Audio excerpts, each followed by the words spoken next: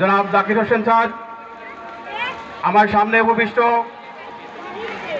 অতি সম্মানিত ব্যক্তিবর্গ, আমার এই বিদ্যালয়ের ছাত্রছাত্রী অভিভাবক মণ্ডলী, আমার সহকর্মীবৃন্দ, আমার অতি স্নেহস্পদ ছাত্রছাত্রী ভাই ও বোনেরা, আসসালামু আলাইকুম। আপনারা ইতিমধ্যেই অবহিত হয়েছেন যে আজকে আমরা বার্ষিক মিলাদ এবং অভিভাবক সমাবেশ অনুষ্ঠিত করতে যাচ্ছি।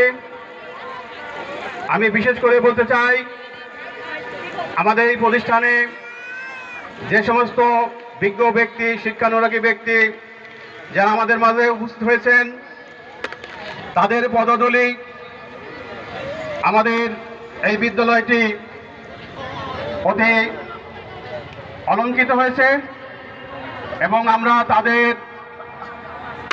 যে নির্দেশনা, তাদের যে পথ চলা, আমরা যদি সবাই মেনে চলি তাহলে আমাদের আগাম ভবিষ্যৎ চলার পথটা সুগম হবে। আমি আমার বক্তব্য বেশি দীর্ঘায়িত করব না, কারণ আমাদের প্রধান আলোচক আছেন, সভাপতি মহোদয় আছেন, প্রধান অতিথি মহোদয় আছেন, তিনি আমাদের মাঝে জ্ঞানগর্ভ কথা বলবেন।